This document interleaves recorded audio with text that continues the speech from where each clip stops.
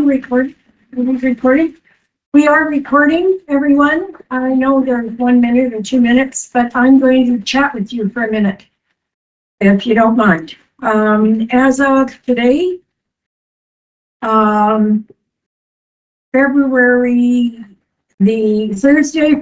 12th, 2026 has been proclaimed a day of mourning in the province of British Columbia to honor the victims of the mass shooting in Tumbler Ridge. When I came in this morning, I talked to James and Lara about lowering the flags, which they did. I would like to see our regional district send a letter to Tumbler Ridge, as City of Greenwood has already done. And I believe our staff will probably be doing that as well. Thank you.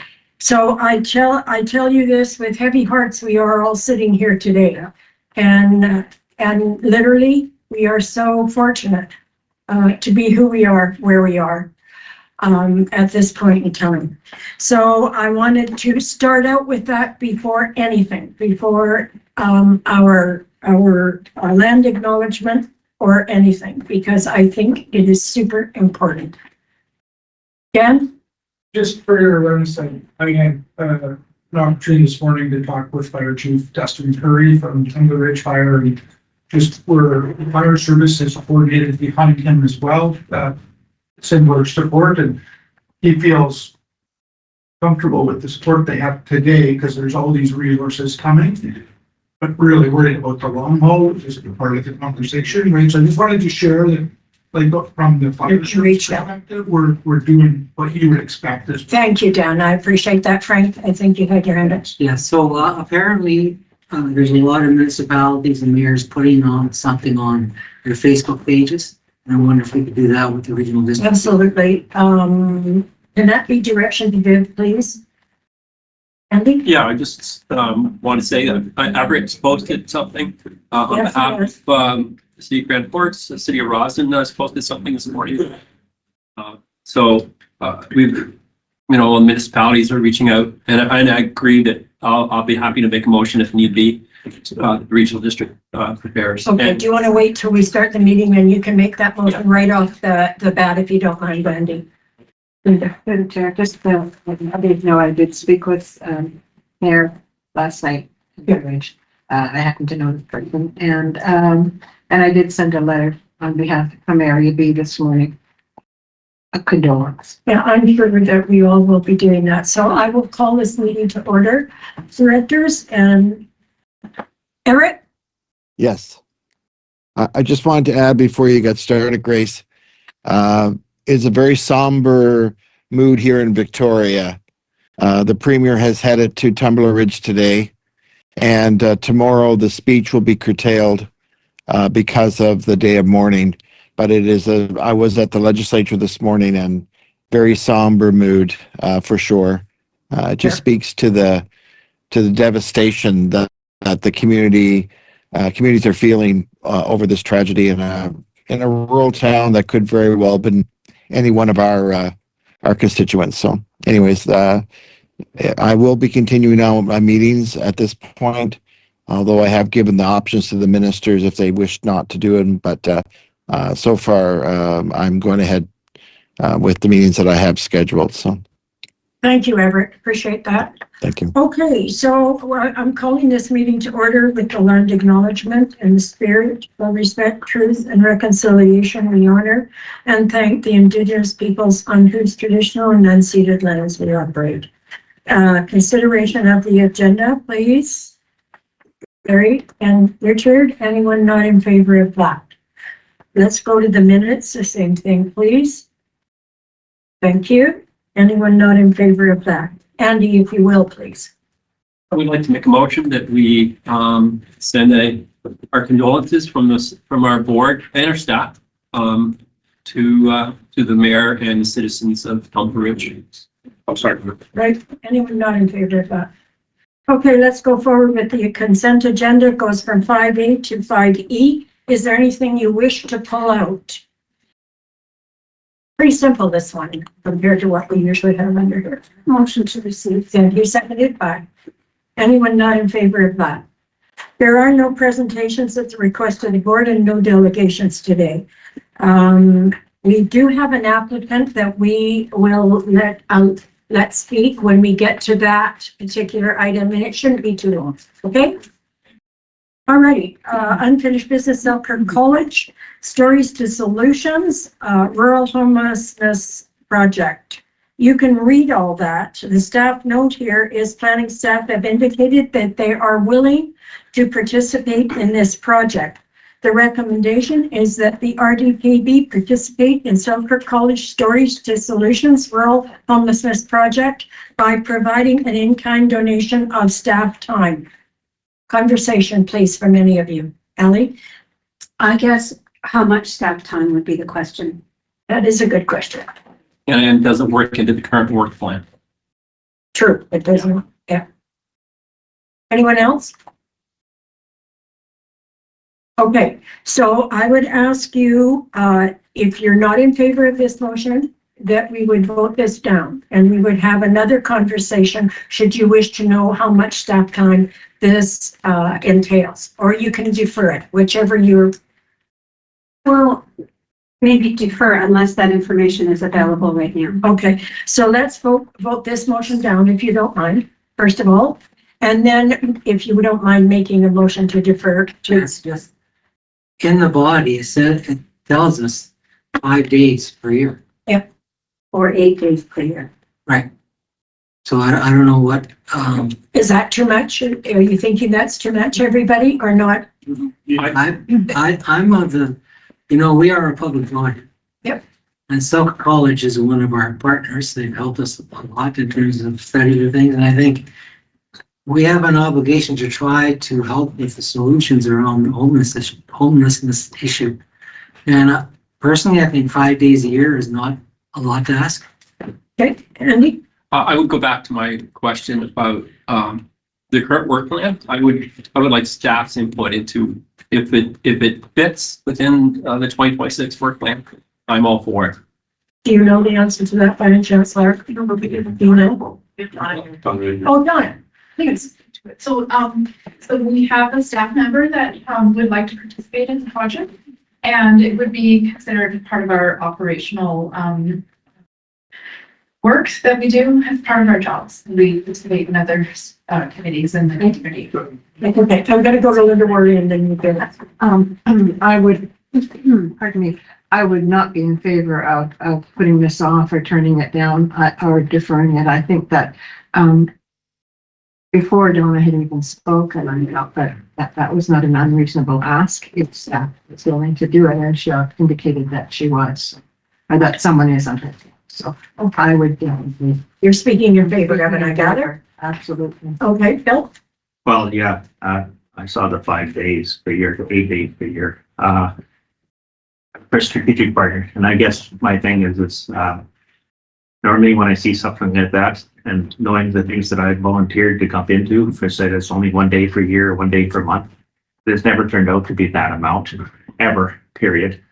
So I'm being realistic. I'm guesstimating that it's going to be at least 30 days because that's normally what happens.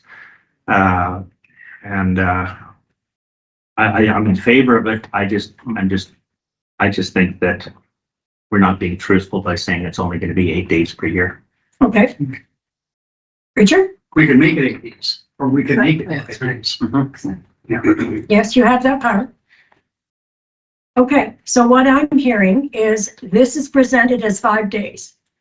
8 Correct? days strategic partner. Yes.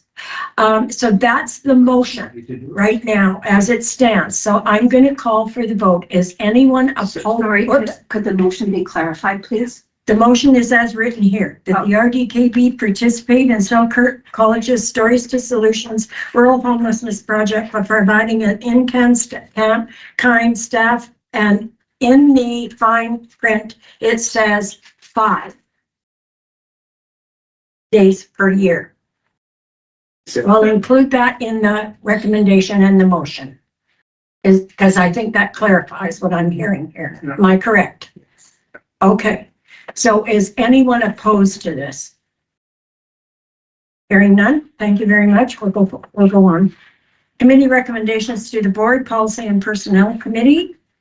And this recommendation is that per the recommendation of policy and personnel committee, the board of directors adopt the criminal record check policy. So moved. Thank you. Seconded by Richard. Anyone not in favor of that? Okay, onward we go. Electoral area services. The recommendation is that based on the recommendation from the electoral area services committee, the board of directors approved the 2026-2030 house numbering electoral area A and C, Christina Lake, electoral area B, Lower Columbia, Old Glory, electoral area D, rural Grand Forks, electoral area E, boundary, 2026 5-year financial plans for the 5-year house numbering 120, 121, 122, and 123. Financial plans be included in the overall RDKB 2026-2030 5-year financial plan. Motion, is that you, Ellie?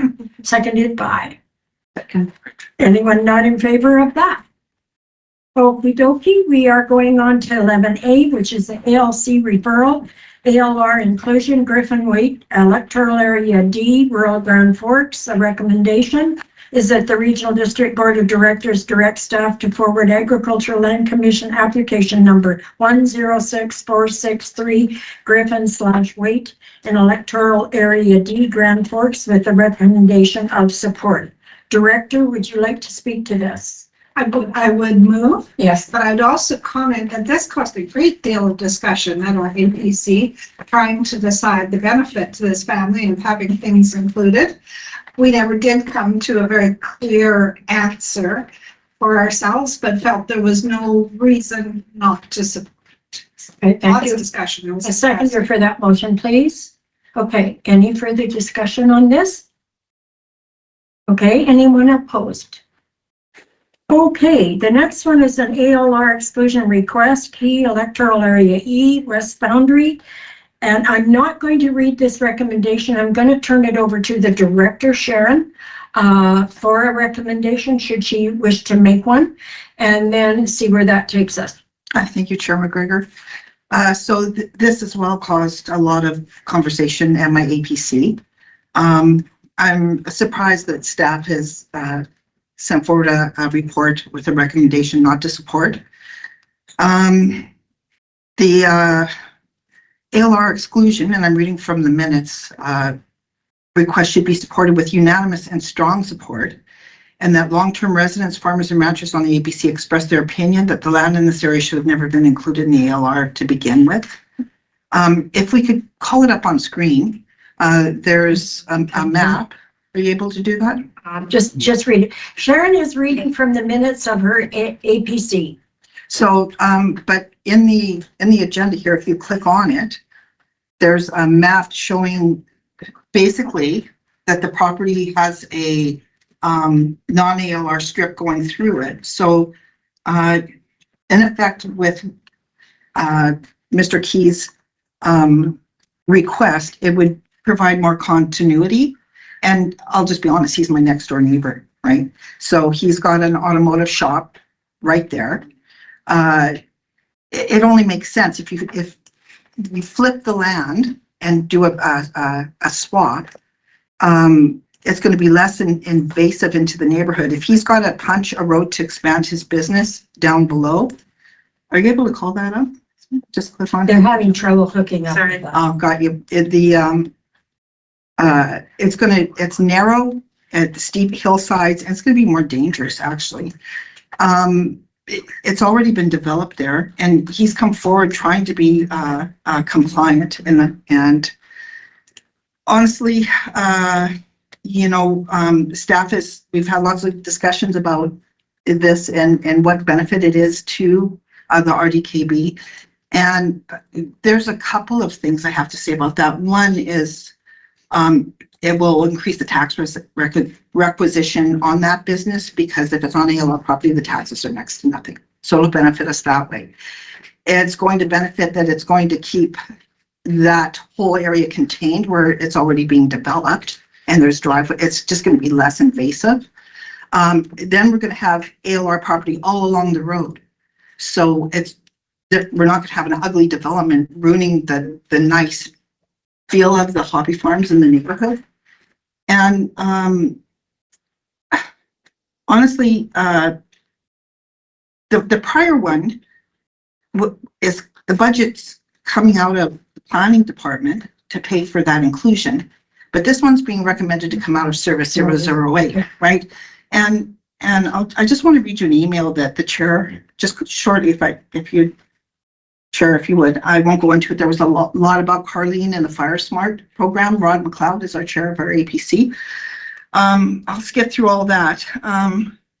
His concern, he said, I'm concerned that planning has chosen to go against the advice of the APC on the Mackey application, seemingly in part to have not spent the time and money on the application. Although some of their reasons have some validity, I still think they should support moving this forward. I would also suggest if there's no budget and planning for this type of work that there should be, otherwise there will never be any ALC exclusions move forward, no matter how valid they might be. Okay, so from here, I'm going to go to Donna, and then I'm going to ask the applicant if he wishes to speak to this. Donna? Thank you, Chair. So a couple of things. First of all, it's not a typical application. This is brand new because a few years ago, about 5 years ago, the Agricultural Land Commission said no private landowner could no longer apply to exclude land from their ALR. It could only be done by local government and First Nations. So in this case, they have to come to us. And so then the board has to decide whether that is something that we want to proceed with. So that ties into the fee. And so we cannot collect a fee. So normally if there's an ALR application for subdivision, or if it's for non-farm use, the applicant pays, the landowner pays for it. We keep half of that application fee, half of it goes to the ALC for their part of the review. In this case, we're not allowed to collect a fee. And so that's why we don't have a line in our budget. And so the suggestion is, through the alternative recommendation, is that it comes out of an economic development service for the boundary area, because that's what the board has to decide if it's a benefit to the regional district economically to do that. And I think that has to be part of the decision making.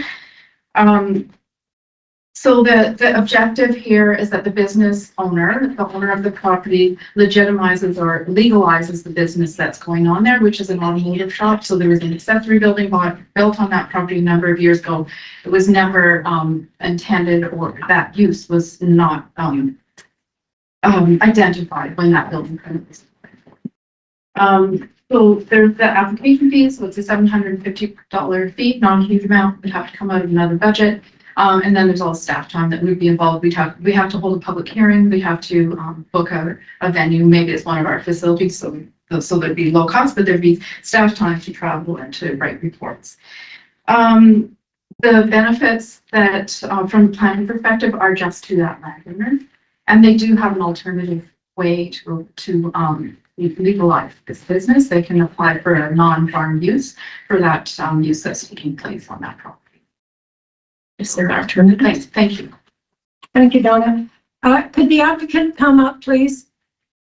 And if you have anything to add, could you come to the table, please? Sure. We're here this morning? This is Mr. Key, right? Yes, I'm Mr. Key. Thank you, Board.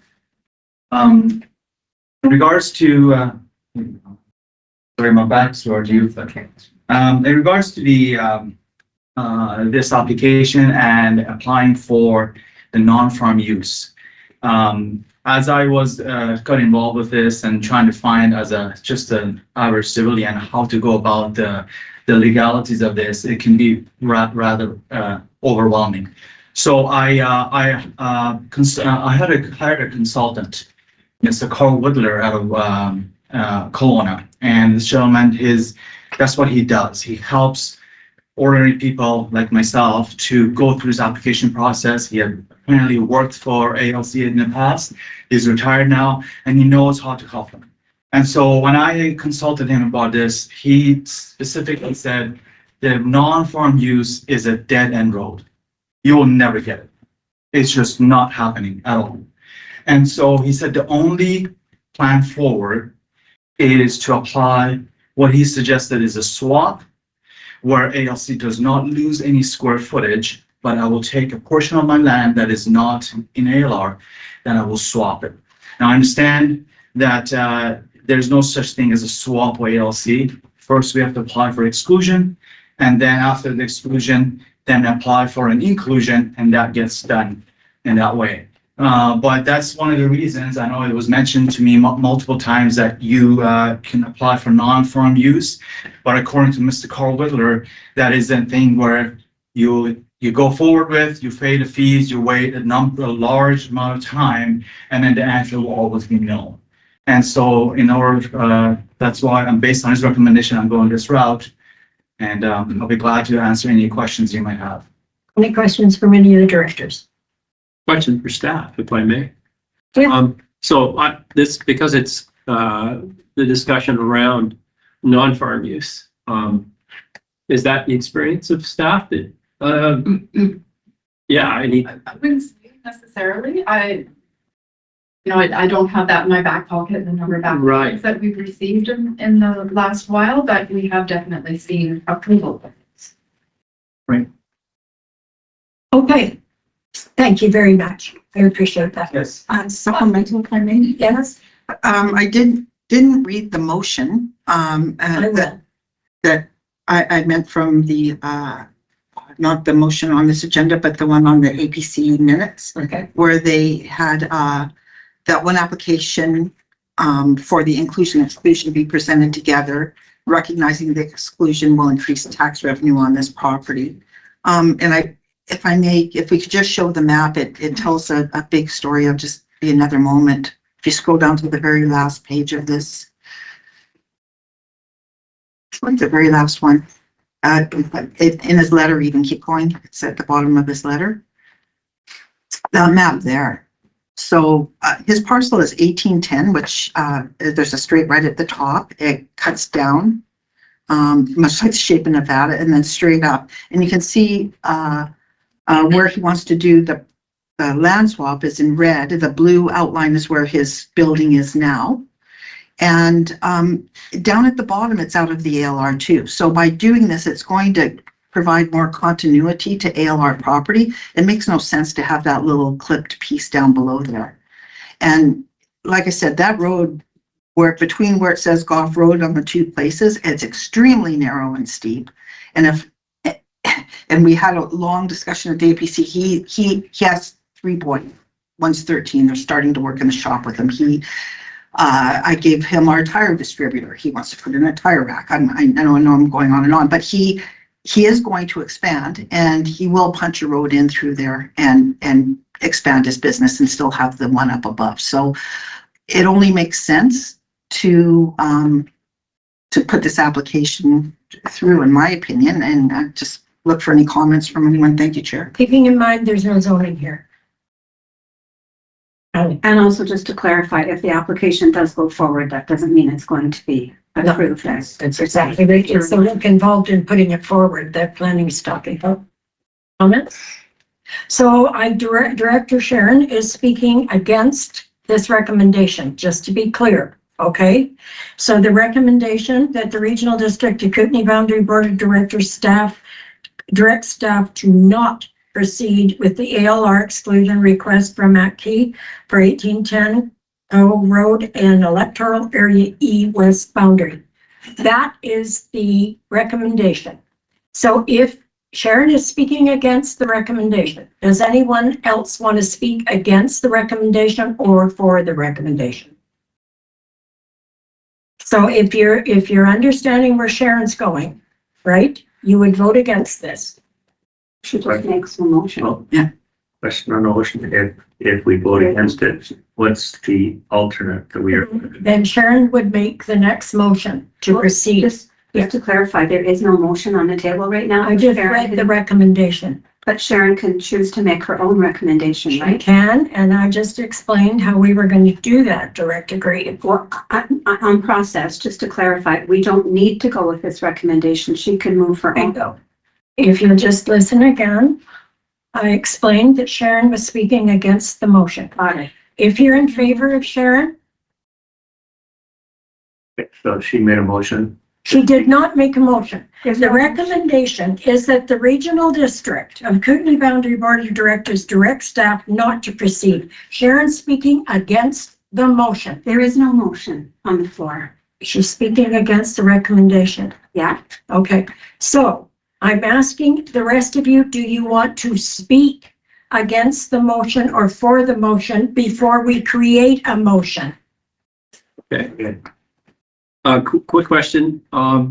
There was nobody made the motion. No, and that's why I'm asking if there are other comments. So the recommendation, that is the motion. That is the currently. motion. Does anybody wants to make it? I'll make that motion. Thank you. And a seconder for that. Thank you, Andy. Seconder for that motion. The recommendation, the motion. No, that's, She just made. settle down now, people. I'm recommending, to make the motion, the recommendation as per staff's report. Okay, I need a seconder for that motion and so that we can go forward. Linda. Okay, the recommendation is the motion that Andy just made. So if you agree with the motion as it is written, right? Anyone opposed to that motion? Okay. So that motion fails. Yeah. I would like to make Now, a motion, Chair. if I please. may. I'd like the motion to Support. support. I'm wondering about, Don't wonder, just I'm asking, okay, I'd like to make the motion to support this, application. please. Second it. Okay. All right. Does everybody understand that one? And do you want to speak for or against it before we vote on it? No? You good? Yeah, Get a clarification Yeah. from staff if we may. we may. Do you want to? The staff, yeah, thank you. The staff report has alternative. Yes, I saw that. Wanted to. And I would assume the director saw that. Do you want to confirm the option then that's being considered here? That's why I asked you to move that down so that people would see those alternatives. So if you want to do something different,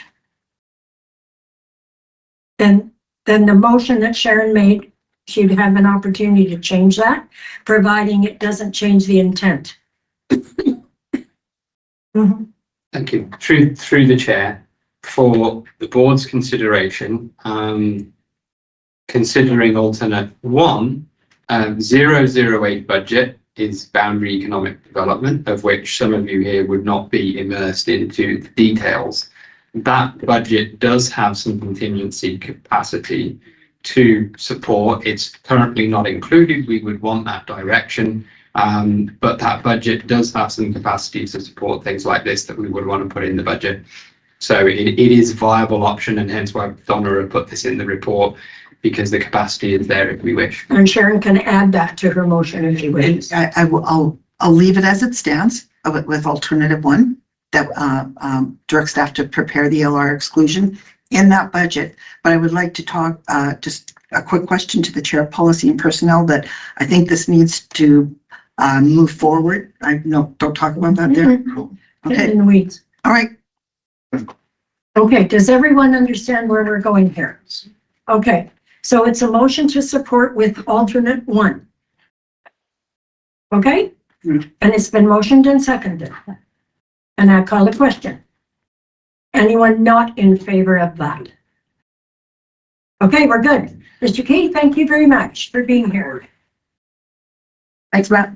Okay, let's go to UBCM Community Resiliency Investment Funding Update with Carly. And nice to see you. Nice to see you, Chair McGregor and Board. Thank you. Staff are seeking your support to approve and send the attached letter requesting that the province of British Columbia renew CRI funding through UBCM's Fire Smart Community Funding and Supports Program. The letter is included in today's agenda package, and I am available to respond. Send the letter. That's so too. Okay, we've got motion and seconders. Any further conversation on this one? Hearing none. Anyone opposed? Wow, you guys are quick. Okay, let us go to AKBLG sponsorship 2026. No. And sponsorship details and form from the Association of Kootenai Valley Local Governments for its 2026 convention.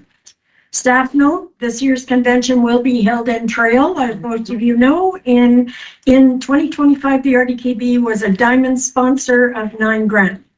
All right, what say you, people? I move that we support it in the same amount. Same amount? Second. All right, conversation. Yeah, that's a minute, conversation, yeah. Bill, go ahead.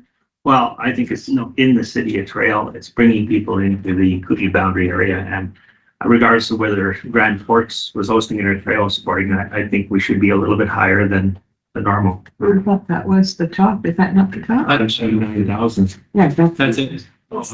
yeah, that's the Can you top. do more? Okay. Diamond, not flat. Okay, sorry. Yeah, I'm not, okay. Ellie? Yeah, I fully support that anyway. If some of you recall, at previous conferences where they show all the sponsors, we barely made a map one year and it was embarrassing. So I'm happy with this. Okay, we are, I think, all on the same page. Any further conversation? Right. I just have a question for the City of Trail representative. What kind of help might some of the directors are on the stage? Well, there's through the chair. Please. So there is, from what I understand, there is a convention committee that's looking after all the fine details. So there's been no request for anything extra around the council table. So if it comes up, I'll let you know. Okay. Okay. Anyone opposed? Alrighty then. 2025 budget revised reserve contribution for Kootenai Boundary Regional Fire and Rescue. Okay, Farhead, the recommendation here is that the Regional District Kootenai Boundary Board of Directors direct staff to transfer $439,359 in additional 2024 surplus to service 050 reserve, and further the 2025 to 2029 5-year financial plan for the Kootenai Boundary Regional Fire and Rescue Service be amended accordingly. Can I have? Thank you, seconded by Ollie. Go ahead, Farhead, please. I'm happy with the report. Okay, you don't need to listen to Farhead. Just, Are you good? Sure. Yes, you can. So the reserve would be used for, Through the chair. Currently, the reserve, we are putting it in the general purpose. And in the first place, this was created because of uncertainty about few of the events. So we are reversing and putting it in the general reserve. which can be used for Apparatus. apparatus? Okay, that's the one. Thank you. Okay. Any other questions for Farhead? It sounds like everybody's on board here. Anyone opposed? Okie dokie. Auditor appointment, and we, a recommendation that the Board of Directors, Regional District Kootenai Boundary appoint Doan Grant Thornton LLP as auditor for the fiscal year of 2021. Thank you, seconded by. Okay, any comments, any questions of Farhead? Just one quick, and then just not one comment. It's just that these audit figures are huge. Yes, they are. $5,000. And I know it happens everywhere with our society. We're trying to get some. It's incredible how much they charge, and it has to be done. That's that's the other kicker, right? So you don't value the profession of accounting?